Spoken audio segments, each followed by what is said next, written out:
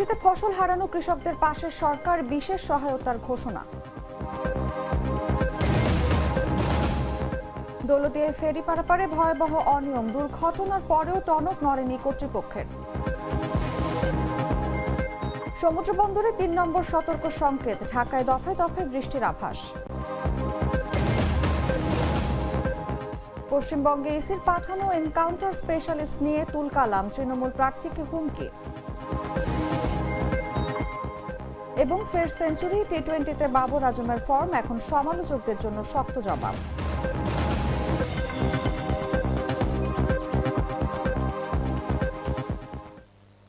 এতক্ষণ শুনছিলেন সংবাদ শিরোনাম। দর্শক, আমন্ত্রণ দুপুর ৩টার সংবাদে, সঙ্গে আছি আমি অনুভা বিশ্বাস। বদলে ফেলেছি, এবার আপনিও বদলে ফেলুন। একবার প্রাণ গুঁড়া মশলা ব্যবহার করেই দেখুন। চলে যাচ্ছি পুরো খবরে। দেশের উত্তর পূর্বাঞ্চলে প্রবল বর্ষণে ক্ষতিগ্রস্ত কৃষকদের টানা ৩ মাস সরকারি সহায়তা দেওয়ার ঘোষণা দিয়েছেন প্রধানমন্ত্রী তারেক রহমান। বুধবার সকালে ত্রয়োদশ জাতীয় সংসদের প্রথম অধিবেশনের ২৪তম দিনে সংসদ সদস্য কলিমুদ্দিন আহমেদের এক সম্পূরক প্রশ্নের জবাবে তিনি এই মানবিক ও জরুরি পদক্ষেপের কথা জানান। স্পিকার হাফিজ উদ্দিন আহমেদের সভাপতিত্বে অধিবেশন অনুষ্ঠিত হয়। গত ৩ দিন আগে আবহাওয়া রিপোর্টের উপরে ভিত্তি করে আমি স্থানীয় প্রশাসনকে, এই ৩টি জেলার স্থানীয় প্রশাসনকে নির্দেশনা দিয়েছিলাম মাননীয় স্পিকার, যে যদি এরকম হয়, আবহাওয়া যা বলছিল, প্রেডিকশন যা ছিল আবহাওয়ার, সেই ভিত্তিতে যদি বৃষ্টিপাত হয় তাহলে যেন তারা প্রিকশন নেয়, কী করা যায়। আজকে সকালে এই সেশন শুরু হবার আগেও আমি দুর্যোগ ব্যবস্থাপনা মন্ত্রী, ওনার সাথে আমি কথা বলে এসেছি এবং নির্দেশনা দিয়ে এসেছি যে সকল এই 3টি জেলার সহ ময়মনসিংহেরও কিছু অঞ্চল এই সমস্যার সম্মুখীন হয়েছে প্রবল বর্ষণে, এই এলাকাগুলোতে যেই কৃষকরা ক্ষতিগ্রস্ত হয়েছে, যাদের ফসল নষ্ট হয়েছে, তাদেরকে লোকেট করে আগামী 3 মাস আমরা তাদেরকে চেষ্টা করব সরকারের পক্ষ থেকে সহযোগিতা দেওয়ার জন্য। ঈদের পর মর্মান্তিক সেই বাস ডুবির 1 মাস পেরিয়ে গেছে। ২৬টি তাজা প্রাণ কেড়ে নেওয়া সেই ঘটনার পর নৌ মন্ত্রণালয়ের পক্ষ থেকে দেওয়া হয়েছিল কঠোর নির্দেশনা, কিন্তু দৌলতদিয়া পাটুরিয়া ফেরিঘাটের বাস্তব চিত্র বলছে ভিন্ন কথা। মন্ত্রীর নির্দেশনা যেন কেবল ফাইলবন্দি হয়ে রয়ে গেছে, বাস্তবে ঘাট জুড়ে এখনো চলছে জীবনের ঝুঁকি নিয়ে পারাপার। বিস্তারিত ইসমাইল সিরাজির বিশেষ প্রতিবেদনে সহায়তা করেছেন মানিকগঞ্জ প্রতিনিধি সজল আলী।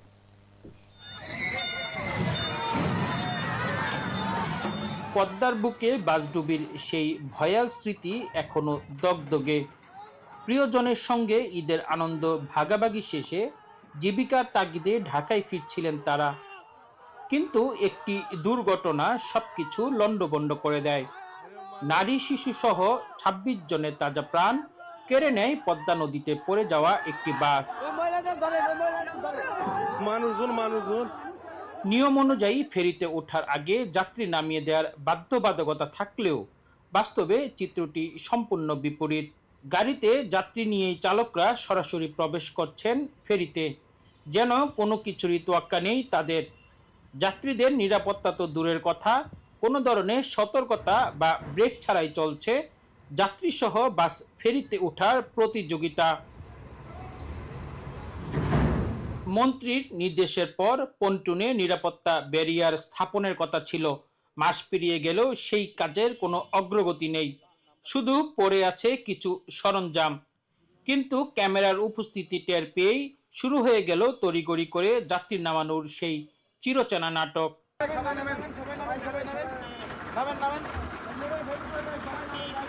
বাসে থাকা যাত্রীদের অভিযোগ, ফেরিতে ওঠার আগে যাত্রী নামানোর কথা থাকলেও তা মানছেন না চালক ও সুপারভাইজাররা। আসলে আমাদের এগুলো অসচেতনতা, আবার তারাও আমাদের কোনো ধরনের নির্দেশনা দেনে যে আপনাদের নামতে হবেই, তারাও কিছু বলেনি। আমরাও আসলে নামার দরকার ছিল, এগুলো আমাদের আসলেই ভুল। আমরা তো আমাদেরকে বলেও নয়, আমরা বসেই ছিলাম আর কি। এখন সরকার যে নিয়ম করেছে সেই নিয়ম যদি তারা ফলো না করে, আমরা কি বলি, এখন আমরাও অত গুরুত্ব দিই না। আগে একদিন আইছিলাম, ওই সময় লগে ওই উপারতে নামাই দিছিল, নামাই দিলি তারপরে নামে উঠিয়ে তাই আইছিলাম, আর এখানে বলিনি তাকে এরে নামবো। যদিও বাস চালকরা উল্টো দায় চাপালেন যাত্রী ও কর্তৃপক্ষের উপর। নিয়ম আছে, এটা হচ্ছে আমাদের সুদক্ষ ড্রাইভার এবং আমরা তো সবাই সতর্ক থাকি, ঠিক আছে। যেটা অনাকাঙ্ক্ষিত ঘটনা ঘটে গেছে, এটা তো একটা দুর্ঘটনা, পরে আমাদের একটু ভুল হয়েছে, যেহেতু নিয়ম আছে, একটা সরকারি যে নিয়ম দিয়েছে সেই নিয়মটা আমাদের ফলো করা উচিত ছিল। আর ঘাটটা পুরো ফাঁকা রয়েছে, তো যার কারণে এটা উঠেছে। সরি, এটা নিয়ে কিছু ইয়ে করবেন না। মাঝে মাঝে নামায়, মাঝে মাঝে নামায় না। এখন তো নামায় নাই। এখানে তো একটা নির্দিষ্ট লোক থাকা দরকার। ফেরির যে লোক আছে, ওরা একজন যদি এখানে থাকে তাহলে ভালো হয় না? তবে খোদ ঘাট কর্তৃপক্ষের দাবি, তারা সব নিয়ম মেনেই কাজ করছেন। যাত্রী নিয়ে ফেরিতে বাস ওঠার বিষয়টি অস্বীকার করেন পাটুরিয়া ঘাট কর্তৃপক্ষ। তা আমরা 3 জন গ্রুপের অফিসার আছি, 3 গ্রুপের 3 জন, আমি শাহ আলম গ্রুপের অফিসার আর কি। তা আমার ডিউটির সময় পর্যায়ক্রমে সবসময় মোটামুটি আমি চেষ্টা করি, উপরে যখন বাসটা আসে সাথে সাথে আমি সুপারভাইজারকে ডাকি, ড্রাইভারকে বলি ভাই বাসটা রাখেন। এবং মোটামুটিভাবে বলতে পারেন যে 90% উপরে ইনশাল্লাহ আমরা এই ব্যাপারের সার্থক। আমরা দায়িত্বশীলদের এমন দাবি আর ঘাটের বাস্তবতায় ফারাক যোজন। সংশ্লিষ্টদের কঠোর নজরদারি আর চালক যাত্রীদের সচেতনতা ছাড়া ফেরিঘাট যেন এখনো এক আতঙ্কের নাম। ভয়াবহ দুর্ঘটনার পরও টনক নড়েনি কর্তৃপক্ষের। নিষেধাজ্ঞা অমান্য করে যাত্রীসহ ফেরিতে উঠছে বাস, যেন দেখার কেউ নেই। পাটুরিয়াঘাট থেকে ইসমাইল সিরাজি, জাগো নিউজ। ঈদের পর ভয়াবহ বাস ডুবির 1 মাস হয়ে গেছে। 26 জনের প্রাণহানি। সেই মর্মান্তিক ঘটনার পর নৌ মন্ত্রণালয়ের পক্ষ থেকে কঠোর নির্দেশনা দেওয়া হয়েছিল। দৌলতিয়া পাটুরিয়া ফেরিঘাটের বাচকচিত্রে কোনো পরিবর্তন দেখা যায়নি। নিয়ম ভেঙে এখনও যাত্রীসহ বাস ফেরিতে ওঠা, নিরাপত্তা ব্যারিয়ার না থাকা এবং নজরদারির ঘাটতি, সব মিলিয়ে ঘাটতি রয়ে গেছে চরম ঝুঁকিপূর্ণ অবস্থায়। দর্শক, এই পরিস্থিতি নিয়ে আলোচনার জন্য আমাদের সঙ্গে আজ স্টুডিওতে উপস্থিত আছেন জাগো নিউজের রিপোর্টার ইসমাইল সিরাজি। আপনাকে আমন্ত্রণ আমাদের আজকের আলোচনায়। আপনাকে ধন্যবাদ। যেমনটি আমরা জানি যে ঈদের পরে একটা দুর্ঘটনা ঘটেছে এবং সেখানে কিন্তু 26 জনের প্রাণহানির ঘটনা ঘটেছে। এরপরেই নৌ মন্ত্রণালয়ের পক্ষ থেকে কিন্তু কঠোর একটি নির্দেশনাও দেওয়া হয়েছিল যতটুকু আমরা জানি। এবং কেমন কি দেখছেন? বাস্তবে তো আসলে তার কোনো কার্যকর প্রয়োগ দেখা যাচ্ছে না। এটা কেন দেখা যাচ্ছে না, কি মনে হয় আপনার?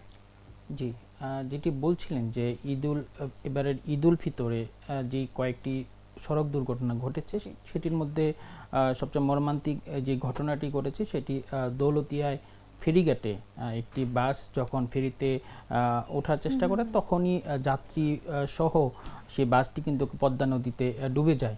সেই সময় কিন্তু নারী শিশু সহ প্রায় 40 জনের মতন যাত্রী সেই বাসে অবস্থান করছিলেন।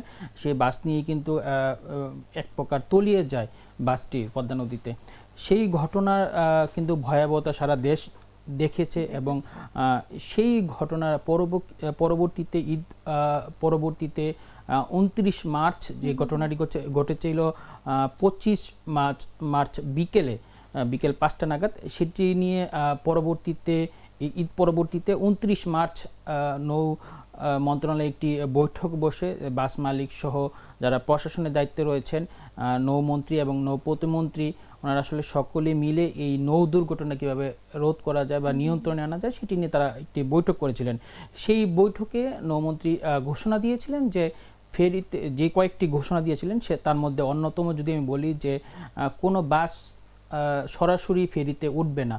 তারা আসলে প্রথমে তারা পন্টুনে ওঠার আগে তারা যাত্রী নামিয়ে নিবে এবং যাত্রী নামিয়ে খালি বাস চালক সেটি ফেরিতে উঠাবেন বা ফেরিতে তার নির্দিষ্ট স্থানে দাঁড়াবেন গিয়ে।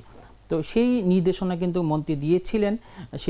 সেই নিউজটি আমরা সচিবালয়ে উনি ব্রিফিং করেছিলেন, সেটি আমরা গণমাধ্যম কর্মী হিসাবে সেটি আমরা সংবাদ কভারেজ করেছিলাম। কিন্তু পরবর্তীতে যদি আপনি ধরেন যে বাস্তব চিত্র কি, আমরা ঠিক 1 মাস পর, এই ঘটনার 1 মাস পর আমরা জাগো নিউজের পক্ষ থেকে আমরা সেটি সরজমিনে অনুসন্ধানে গিয়েছিলাম যে আসলে বাস্তব চিত্র আসলে কি হচ্ছে। সেখানে আমি আরেকটি বিষয় জানিয়ে রাখি যে আপনাকে, যে ওই ঘটনার পরবর্তীতে আরও যে কয়েকটি নির্দেশনা ছিল, সেই নির্দেশনা অন্যতম একটি নির্দেশ ছিল যে পন্টুন রয়েছে ফেরিতে ওঠার আগে সেইখানে কিন্তু নিরাপত্তা ব্যারিয়ার স্থাপনের নির্দেশনা দেওয়া হয়েছিল। সেই বৈঠক থেকে সিদ্ধান্ত নেওয়া ছিল এবং পরবর্তীতে সেটি কার্যকরের নির্দেশনা দেওয়া হয়েছিল। আমি যদি বলি যে এখন পর্যন্ত আমরা পাটুরিয়াতে আমরা এখন নিরাপত্তা ব্যারিয়ার আসলে দেখতে পাইনি, তবে নিরাপত্তা ব্যারিয়ারের যেই সরঞ্জামাদি রয়েছে সেটি কিন্তু পড়ে আছে। তবে আমরা যারা ঘাটে নিয়মিত যাতায়াত করেন এবং যারা আমরা কয়েকজন হকারের সঙ্গে কথা বলেছি, তারা বলছেন যে দীর্ঘদিন প্রায় 10-15 দিন ধরে এগুলো এখানে পড়ে আছে, তবে কোনো কাজ করা হয়নি। তবে আরেকটি ভালো খবর আমরা বলতে পারি যে ঘটনাটি যেটি ঘটেছিল দৌলতদিয়া ফেরিঘাটে, সেখানে কয়েকটি 3টি ঘাটে সেখানে নিরাপত্তা ব্যারিয়ার নিশ্চিত করা হয়েছে। তো এখন আপনি যেটি বলছিলেন যে এই দুর্ঘটনা কমানোর যেই পদক্ষেপ, সেটির মধ্যে প্রথমত ছিল যে যাত্রীবিহীন বাস উঠবে ফেরিতে এবং নিরাপত্তা ব্যারিয়ার থাকবে। আমরা বেশ কিছু জায়গায় এই দুটির গাফিলতি আমরা দেখতে পেয়েছি ফেরিঘাটে। যেমনটি বলছিলেন যে ফেরিতে ওঠার আগে যাত্রী নামিয়ে দেওয়ার যে ব্যাপারটা থাকলে যে নিয়ম ছিল, সেটা আসলে না মানার প্রবণতাটা কেন? এখানে আসলে দায় কার, চালক যাত্রী নাকি প্রশাসনের নজরদারির গাফিলতি আছে, কি মনে হয়? আমরা দীর্ঘক্ষণ ওই ফেরিঘাটের বিভিন্ন ঘাটে আমরা অবস্থান করেছি এবং বিভিন্ন জনের সঙ্গে আসলে আমরা কথা বলার চেষ্টা করেছি। তখন তারা জানিয়েছেন যে আমরা যখন যাত্রীদের সঙ্গে কথা বলতে যাই যে আপনারা তো বাস থেকে নামেননি, ফেরিতে বাসটি যখন উঠছিল কেন নামেননি, সেটি যখন আমরা প্রশ্ন করেছিলাম তখন তারা বলেছিল যে চালক কোনো নির্দেশনা দেয়নি, কোনো নামার জন্য কোনো সুযোগ ব্রেক করেনি, বাসটি ব্রেক করে যাত্রীদের নামানোর যে সুযোগটি সেটি তারা দেয়নি, সেখানে ঘাট কর্তৃপক্ষ ছিল না, সেটি তারা বলছে। আমরা যখন চালককে বলছি কেন আপনি আপনার তো নিয়ম রয়েছে, আপনি জানেন কি না যে এই ফেরিঘাটে যাত্রী সহ বাস ওঠা যে নিষেধাজ্ঞা সেটি জানেন না, তারা বলছে সেটি তারা জানে, কিন্তু তারা বলছে যে আমরা যাত্রীদের যখন বলি যে ঘাটে এসেছে আপনারা নামেন, আপনারা হেঁটে ফেরিতে ওঠেন, তখন যাত্রীরা নাকি তাদের সঙ্গে অশুভ আচরণ করে, যাত্রীরা নামতে চায় না, সেটি তারা অভিযোগ করছেন বাস চালকরা। আমরা আবার যখন ঘাট কর্তৃপক্ষের সঙ্গে কথা বলছি, তারা বলছেন যে তারা সবসময় নজরদারি করছেন, তবে কিছু কিছু সময় তারা তাদের চোখ ফাঁকি দিয়ে চালকরা বা সরাসরি ফেরিতে ওঠানোর চেষ্টা করছেন। আমি যদি বলি ত্রিমুখী একটি আসলে অভিযোগ, যাত্রীরা বলছেন চালকদের দায়, চালকরা দিচ্ছেন যাত্রীদের দায়, ঘাট কর্তৃপক্ষ দিচ্ছেন বাস চালকদের দায়। এটি আসলে ত্রিমুখী একটি দায় চাপানোর বিষয় আমরা সেটি লক্ষ্য করতে পেরেছি। এবং যেটি বলছিলেন মাঝে যে পন্টুনের নিরাপত্তা ব্যারিয়ার স্থাপনের নির্দেশ থাকলেও কিন্তু কাজের তেমন অগ্রগতি 1 মাসে দেখা যাচ্ছে না, এটা কি শুধু প্রশাসনিক ধীরগতি বলবেন নাকি নজরদারির চরম ব্যর্থতা বলবেন আপনি? যেটি নজরদারি তো অবশ্যই রয়েছে, যে কোনো কিছু আপনি যখন কোনো একটি নিয়ম বা নির্দেশনা দিয়ে দেন তখন তো সেটি বাস্তবায়ন মাঠ পর্যায়ে হচ্ছে কিনা সেটি আসলে নজরদারি সবচেয়ে গুরুত্বপূর্ণ। যখন নিরাপত্তা ব্যারিয়ারের কথাটি বলা হয়েছে প্রায় 1 মাস আগে, গত 29 মার্চ সেই ঘোষণাটি দেওয়া হয়েছে, আমরা 1 মাস এই ঘটনা নির্দেশনার 1 মাস চলছে আজকে, 1 মাসে কিন্তু সব পন্টুনে এই নিরাপত্তা ব্যারিয়ার স্থাপন সম্ভব হয়নি। বিশেষ করে দৌলতদিয়ার যে অংশ রয়েছে সেখানে 3টি স্থানে ব্যারিয়ার যদিও নির্মাণ করা হয়েছে, তবে পাটুরিয়া অংশে কিন্তু এখনও সেই অব্যবস্থাপনা রয়ে গেছে।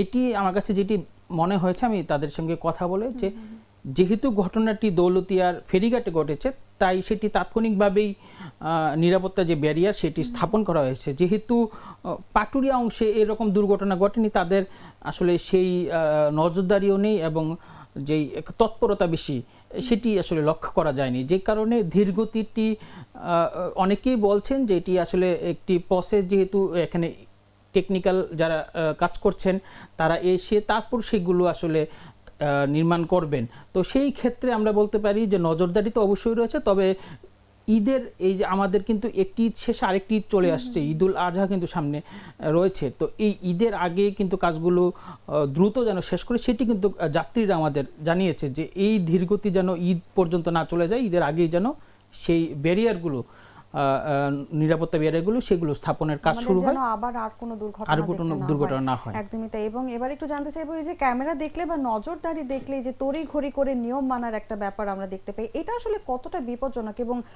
দীর্ঘমেয়াদে কোনো দুর্ঘটনার ঝুঁকি বাড়াচ্ছে কিনা এই ধরনের তাড়াহুড়া, কি মনে হয় আপনার? আমরা যখন মাঠ পর্যায়ে কি দেখছেন? আমরা যখন ফেরিঘাটগুলোতে অবস্থান করছিলাম তখন এক প্রকার গোপনীয়তা রক্ষা করে আমরা মানে সাংবাদিক পরিচয় বাহিরে গিয়ে আমরা সাধারণ মানুষের মতন গিয়েই কিন্তু আমরা এই চিত্রগুলো ধারণের চেষ্টা করছিলাম। তখন ঘাটে কোনো সাংবাদিক বা এইগুলো আসলে তারা যখন দেখেন যে এই ঘাট এলাকায় আসছেন, তখন তারা কিছুটা সতর্ক হয়ে যান। হ্যাঁ, তখন সতর্ক হওয়ার কারণে তাদের যে নিয়ম সেগুলো একটু ফলো করার চেষ্টা করেন, যেন এই নিউজগুলো যেন তারা এইগুলো থেকে দূরে থাকতে পারেন। কিন্তু আমরা যখন প্রায় এক প্রকার গোপনেই আমরা সাধারণ মানুষের সাথে মিশে গিয়ে যখন এই পরিস্থিতিগুলো দেখলাম, তখন কিন্তু দেখছি যে এইগুলো ভয়াবহ। কারণ সরাসরি নিয়ম না মেনে যে নিরাপত্তা ব্যারিয়ার তো নেই, আমি যদি পাটুরি অংশে বলি যে নিরাপত্তা ব্যারিয়ার নেই, সেই নিরাপত্তা ব্যারিয়ার ছাড়াই তারা কিন্তু ফেরিতে উঠে যাচ্ছে। এই আগের মতন সেই দুর্ঘটনার ঝুঁকি কিন্তু বর্তমানে রয়েছে। যখন আমরা সাংবাদিকতার পরিচয় নিয়ে যারা ওই ঘাটের দায়িত্বশীল যারা রয়েছেন, যখন তাদের মুখোমুখি হই যে কেন তারা আসলে যাত্রী না নামিয়ে তারা পন্টুনে উঠতে দিচ্ছে এবং বাসটিকে ফেরিতে উঠতে দিচ্ছে, তখনই তারা আসলে সরব হয়ে যাচ্ছেন, তৎপর হয়ে যাচ্ছেন। যেন তারা দেখাচ্ছেন যে সব নিয়ম এই ঘাটে মানা হচ্ছে, কিন্তু বাস্তবতা কিন্তু সেটি নয়। বাস্তবতা যখন ক্যামেরা অফ থাকে তখন চিত্র একরকম, যখন ক্যামেরা অন হয় তখন যে নিয়ম নীতিগুলো আছে তারা সেগুলো পরিপাটি করায়। কিন্তু বাস্তব চিত্র কিন্তু সবসময় তো আর ক্যামেরা থাকবে না, ক্যামেরা কিন্তু সাংবাদিক তো আর সবসময় ঘাটে থাকবে না, বা ক্যামেরা সবসময় অন থাকবে না। এই অন না থাকায় সেই দুর্ঘটনা কিন্তু মানে যে শঙ্কা সেটি কিন্তু রয়ে যাবে, দীর্ঘস্থায়ীভাবেই রবে। কারণ যতক্ষণ না পর্যন্ত দায়িত্বশীলরা দায়িত্বশীল ভূমিকা পালন না করবে, ততক্ষণ পর্যন্ত এই দুর্ঘটনার যেই সম্ভাবনা সেটি রয়ে যাবে। একদমই তাই, এবং আমাদেরও আসলে আশা থাকবে যাতে সংশ্লিষ্ট কর্তৃপক্ষ নজরদারি বাড়ায় এবং কঠোরভাবে নজরদারি রাখে। আপনাকে অসংখ্য ধন্যবাদ সিরাজি আমাদের সঙ্গে আজ আলোচনায় উপস্থিত থাকার জন্য। জি, আপনাকে ধন্যবাদ। দর্শক, কথা বলছিলাম জাগো নিউজের রিপোর্টার ইসমাইল সিরাজির সঙ্গে। এবার চলে যাচ্ছি অন্যান্য খবরে। রাজধানী ঢাকা সহ দেশের বিভিন্ন এলাকায় সকাল থেকে চলছে থেমে থেমে বৃষ্টি। দুপুরে কিছুটা বিরতি থাকলেও বিকেল বা সন্ধ্যায় আবারও বৃষ্টি নামার সম্ভাবনার কথা জানিয়েছে আবহাওয়া অফিস।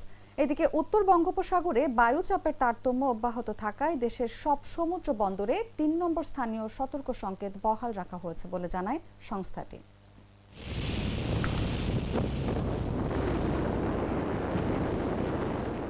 দেশের সব সমুদ্র বন্দরে এখনো বহাল রয়েছে ৩ নম্বর স্থানীয় সতর্ক সংকেত। আবহাওয়া অধিদপ্তর জানিয়েছে, উত্তর বঙ্গোপসাগর ও তৎসংলগ্ন এলাকায় বায়ুচাপের তারতম্য অব্যাহত থাকায় এই সতর্কতা জারি রাখা হয়েছে। চট্টগ্রাম, কক্সবাজার, মোংলা ও পায়রা সমুদ্র বন্দরগুলোকে ৩ নম্বর সতর্ক সংকেত দেখিয়ে যেতে বলা হয়েছে। একই সঙ্গে উত্তর বঙ্গোপসাগরে অবস্থানরত মাছ ধরার নৌকা ও ট্রলারগুলোকে পরবর্তী নির্দেশ না দেওয়া পর্যন্ত উপকূলের কাছাকাছি থেকে সাবধানে চলাচলের নির্দেশ দেওয়া হয়েছে। এদিকে রাজধানী ঢাকা সহ দেশের বিভিন্ন এলাকায় সকাল থেকেই দেখা গেছে মুষলধারে বৃষ্টি। তবে এই বৃষ্টি সারাদিন একটানা থাকবে না বলে জানিয়েছে আবহাওয়া অফিস। আবহাওয়াবিদ কাজী জেবুন্নেসা জানান, দুপুর 12টার দিকে বৃষ্টি কিছুটা কমে আসতে পারে। এরপর বিরতি দিয়ে বিকেল কিংবা সন্ধ্যার দিকে আবারও বৃষ্টি শুরু হওয়ার সম্ভাবনা রয়েছে। তিনি আরো বলেন, এখনো পূর্ণাঙ্গ মৌসুমী বায়ু শুরু না হলেও আবহাওয়ার এই পরিবর্তনের কারণে দিনভর আকাশ মেঘলা থাকতে পারে। গতকাল দেশজুড়ে বৃষ্টিপাত হয়েছে। সর্বোচ্চ 152 মিলিমিটার বৃষ্টি রেকর্ড করা হয়েছে ভোলায়। এছাড়া সিলেটে 92 মিলিমিটার এবং ঢাকায় হয়েছে 5 মিলিমিটার বৃষ্টিপাত। সব মিলিয়ে সমুদ্র বন্দরে সতর্ক সংকেত বহাল থাকায় উপকূলীয় এলাকায় সতর্ক থাকার পরামর্শ দিয়েছে আবহাওয়া অধিদপ্তর। আর ঢাকাবাসীর জন্য থাকছে থেমে থেমে বৃষ্টি আর মেঘলা দিনের পূর্বাভাস। নিউজ ডেস্ক, জাগো নিউজ। রূপপুর পারমাণবিক বিদ্যুৎ কেন্দ্র নিয়ে জনমনে নিরাপত্তা প্রশ্ন থাকলেও প্রকল্প কর্তৃপক্ষের দাবি এটি তৃতীয় প্রজন্মের আধুনিক রিঅ্যাক্টর প্রযুক্তিতে নির্মিত, যেখানে যে কোনো অস্বাভাবিক পরিস্থিতিতে স্বয়ংক্রিয়ভাবে নিরাপত্তা ব্যবস্থা সক্রিয় হয়ে যায়। ইউরেনিয়াম 235 সমৃদ্ধ ফুয়েল পেলেট বিশেষ ধাতব রডে সংরক্ষিত থাকে, যা একত্রে ফুয়েল অ্যাসেম্বলি তৈরি করে এবং সেগুলো নিয়ন্ত্রিতভাবে রিঅ্যাক্টরে ব্যবহার করা হয়। ফলে আন্তর্জাতিক মানদণ্ড অনুসারে যথাযথ নিরাপত্তা ব্যবস্থা থাকায় কেন্দ্রটির ঝুঁকি তুলনামূলকভাবে নিয়ন্ত্রিত বলেই মনে করছেন বিশেষজ্ঞরা। বিস্তারিত জাগো ডেস্ক রিপোর্টে।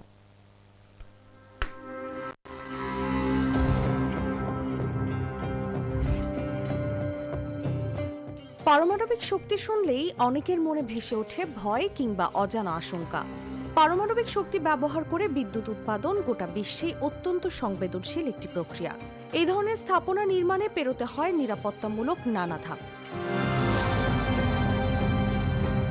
রূপপুরে ব্যবহৃত তৃতীয় প্রজন্মের রিঅ্যাক্টর প্রযুক্তি এমনভাবে ডিজাইন করা হয়েছে যাতে যে কোনো অনাকাঙ্ক্ষিত পরিস্থিতিতেও স্বয়ংক্রিয় নিরাপত্তা ব্যবস্থা কাজ করে। পাবনার রূপপুর পারমাণবিক বিদ্যুৎ কেন্দ্রের জন্য জ্বালানি ইউরেনিয়াম রাশিয়া থেকে এসে পৌঁছেছে।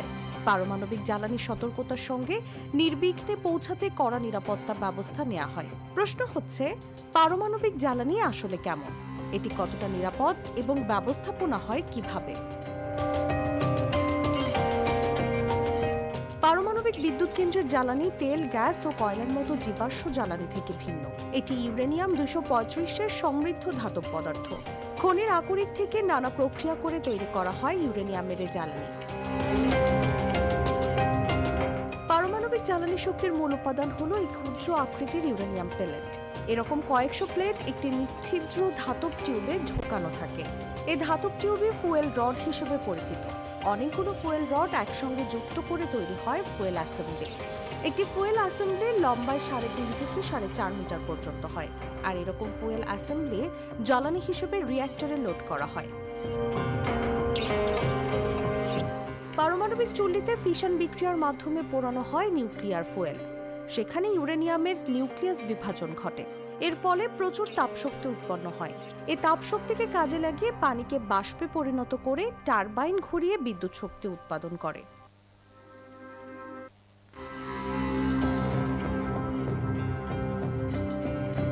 নিউজ ডেস্ক, জাগো নিউজ। 24 ঘন্টার ব্যবধানে দেশের বাজারে আরেক দফা সোনার দাম কমিয়েছে বাংলাদেশ জুয়েলার্স অ্যাসোসিয়েশন। ভরিতে 2216 টাকা কমিয়ে 22 ক্যারেটের 1 ভরি সোনার দাম 2,42,495 টাকা নির্ধারণ করা হয়েছে। স্থানীয় বাজারে তেজাবি সোনার দাম কমার পরিপ্রেক্ষিতে এই দাম কমানো হয়েছে। বুধবার সকাল 10টা থেকে নতুন দাম কার্যকর হয়েছে বলে জানিয়েছে বাজুস। এখন সবচেয়ে ভালো মানের বা 22 ক্যারেটের প্রতি ভরি সোনার দাম 2216 টাকা কমিয়ে নতুন দাম নির্ধারণ করা হয়েছে 2,42,495 টাকা। 21 ক্যারেটের 1 ভরি সোনায় 2100 টাকা কমিয়ে 2,31,472 টাকা নির্ধারণ করা হয়েছে। এছাড়া 18 ক্যারেটের 1 ভরি সোনায় 1,808 টাকা কমিয়ে নতুন দাম 1,98,405 টাকা নির্ধারণ করা হয়েছে। আর সনাতন পদ্ধতির প্রতি ভরি সোনায় 1,458 টাকা কমিয়ে দাম নির্ধারণ করা হয়েছে 1,61,605 টাকা। রোজকার সাধারণ খাবার এখন হবে অসাধারণ। প্রাণ স্বাদের মশলা, স্বাদ বাড়ায়, ঘ্রাণ ছড়ায়। বাগেরহাটের মোংলায় তুচ্ছ ঘটনায় এক নারীকে বেদম মারধরের অভিযোগ উঠেছে বিএনপি নেতার বিরুদ্ধে। গুরুতর আহত ওই নারী বর্তমানে উপজেলা স্বাস্থ্য কমপ্লেক্সে চিকিৎসাধীন। মঙ্গলবার বিকেলে উপজেলার সোনাইলতলা ইউনিয়নের 7 নম্বর ওয়ার্ডের উরুবিনিয়া গ্রামে এই ঘটনা ঘটে। আহত নারীর নাম সালমা বেগম। ভুক্তভোগীর পরিবার জানায়, বিকেলে গবাদি পশু ঠেকাতে নিজ ঘরের পাশ দিয়ে বেড়া দিচ্ছিলেন সালমা বেগম। ওই বেড়া দেওয়াকে কেন্দ্র করে ওয়ার্ড বিএনপি সাধারণ সম্পাদক রফিকুল শেখ সহ তার অনুসারী রেজওয়ান, মকবুল ও বায়েজিদ তাকে মারধর শুরু করেন। এ সময় তারা সালমাকে মারধরের পাশাপাশি ঘর ও আসবাবপত্র ভাঙচুর করেন।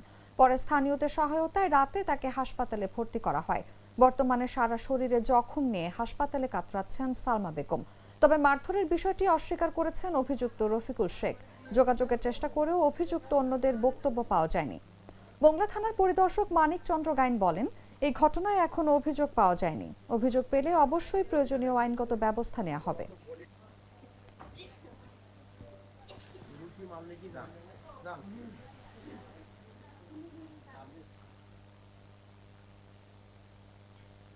রাজবাড়ীর কালুখালীর পেঁয়াজ বাজারে ধলতা প্রথা বন্ধে উপজেলা নির্বাহী কর্মকর্তার নেতৃত্বে বিশেষ অভিযান পরিচালিত হয়েছে। বুধবার সকালে বাজারে এই অভিযান চালানো হয়। অভিযানকালে পাইকার ও আড়তদারদের অতিরিক্ত ওজন বা ধলতা গ্রহণ না করার জন্য কঠোরভাবে সতর্ক করা হয়। একই সঙ্গে কৃষকদেরও সঠিক ওজনে পণ্য বিক্রির মাধ্যমে ন্যায্য মূল্য নিশ্চিত করতে উৎসাহিত করা হয়। অভিযান চলাকালে কৃষি বিপণন অধিদপ্তরের নির্দেশনা সম্পর্কে ব্যবসায়ী ও সংশ্লিষ্টদের অবহিত করা হয়। সরকারি বিজ্ঞপ্তিতে বলা হয়, কিছু অসাধু ব্যবসায়ী 40 কেজির মনে 42 থেকে 46 কেজি পর্যন্ত পণ্য নিতে বাধ্য করে, যা কৃষকের জন্য ক্ষতিকর ও অনৈতিক। এই ধরনের কার্যক্রম ওজন ও পরিমাপ মানদণ্ড আইন 2018 অনুযায়ী দণ্ডনীয় অপরাধ। স্থানীয় কৃষক ও সচেতন মহল ইউএনওর এই উদ্যোগকে স্বাগত জানিয়েছেন। তারা বলেন, এ ধরনের অভিযান অব্যাহত থাকলে বাজারে শৃঙ্খলা ফিরবে এবং কৃষকেরা ন্যায্য দাম পাবেন। উপজেলা নির্বাহী কর্মকর্তা জানান, ধলতা গ্রহণ সম্পূর্ণ বেআইনি। কেউ এই কাজে জড়িত থাকলে কঠোর আইনগত ব্যবস্থা নেওয়া হবে।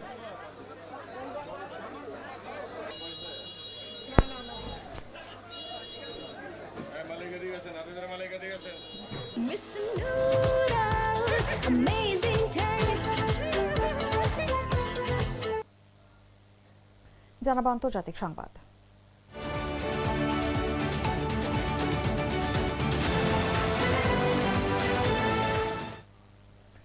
দক্ষিণ চব্বিশ পরগনায় ভারতের নির্বাচন কমিশনের পুলিশ পর্যবেক্ষক হিসেবে নিযুক্ত আইপিএস অজয় পাল শর্মার একটি ভিডিও ভাইরাল হওয়ার পর নতুন করে রাজনৈতিক বিতর্ক শুরু হয়েছে। ওই ভিডিওতে তাকে এক তৃণমূল প্রার্থী ও তার সমর্থকদের উদ্দেশ্যে কঠোর মন্তব্য করতে দেখা যায়, যা ঘিরে তৃণমূল, কংগ্রেস ও বিজেপির মধ্যে পাল্টাপাল্টি অভিযোগ ও তীব্র রাজনৈতিক প্রতিক্রিয়া তৈরি হয়েছে।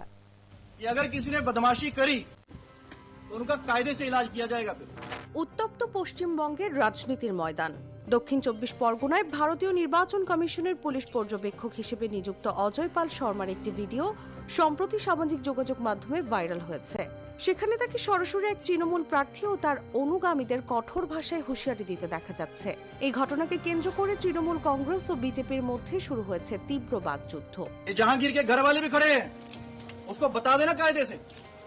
ये बार-बार जो खबरें आ रही है कि उसके लोग धमका रहे हैं, तो फिर अच्छे से खबर लेंगे। কে এই অজয় পাল শর্মা? 2011 ব্যাচের উত্তরপ্রদেশের আইপিএস অফিসার অজয় পাল শর্মা অপরাধীদের বিরুদ্ধে কঠোর পদক্ষেপের জন্য সিংঘাম নামে পরিচিত। বর্তমানে প্রয়াগরাজের এসিপি হিসেবে কর্মরত এই কর্মকর্তাকে ভারতীয় নির্বাচন কমিশন অত্যন্ত সংবেদনশীল দক্ষিণ চব্বিশ পরগনা জেলায় পাঠিয়েছে, যা তৃণমূলের সেকেন্ড ইন কমান্ড অভিষেক বন্দ্যোপাধ্যায়ের শক্তিশালী ঘাঁটি হিসেবে পরিচিত। এই কর্মকর্তা উত্তরপ্রদেশে একাধিক এনকাউন্টারের জন্য আলোচিত ও সমালোচিত। ভাইরাল হওয়া ভিডিওতে দেখা যাচ্ছে ফলতার তৃণমূল প্রার্থী জাহাঙ্গীর খানের বাড়ি ও অফিসের সামনে কেন্দ্রীয় বাহিনী সহ উপস্থিত হয়েছেন অজয় পাল শর্মা।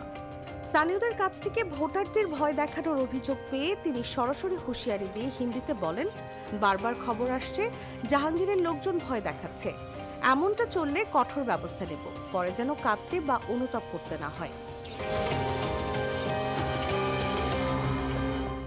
তৃণমূল প্রার্থী জাহাঙ্গীর খান এই অভিযোগ অস্বীকার করে পাল্টা দাবি করেছেন।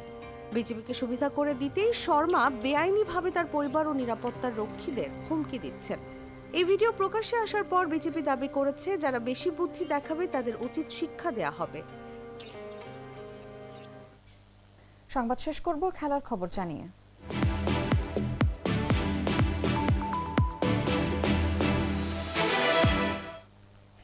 বাবর আজম টি-20তে অচল, মুখরোচক এমন একটি গল্প দাঁড় করিয়ে ফেলা হয়েছিল, কিন্তু বাবরের মানের ব্যাটার যে বিশ্ব ক্রিকেটেই হাতে গোনা সেটি তিনি প্রমাণ করে চলেছেন।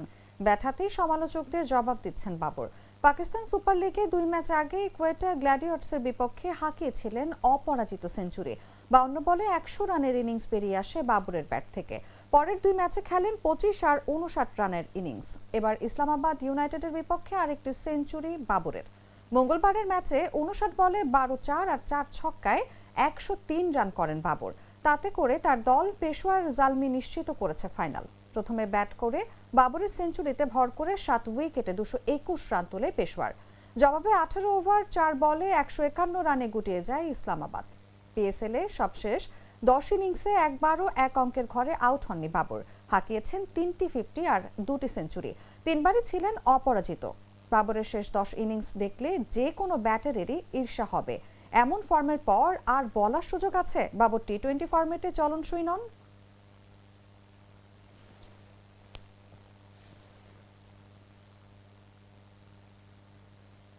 সংবাদ শেষ করার আগে শিরোনামগুলো জানিয়ে দিচ্ছি আরো একবার।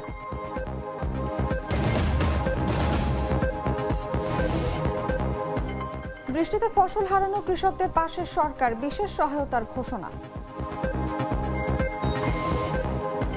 দৌলদিয়ায় ফেরি পারাপারে ভয়াবহ অনিয়ম, দুর্ঘটনার পরেও টনক নড়েনি কর্তৃপক্ষের। সমুদ্র বন্দরে 3 নম্বর সতর্ক সংকেত, ঢাকায় দফায় দফায় বৃষ্টির আভাস। পশ্চিমবঙ্গে ইসির পাঠানো এনকাউন্টার স্পেশালিস্ট নিয়ে তুলকালাম, তৃণমূল প্রার্থীকে হুমকি। এবং ফের সেঞ্চুরি, টি-20তে বাবর আজমের ফর্ম এখন সমালোচকদের জন্য শক্ত জবাব।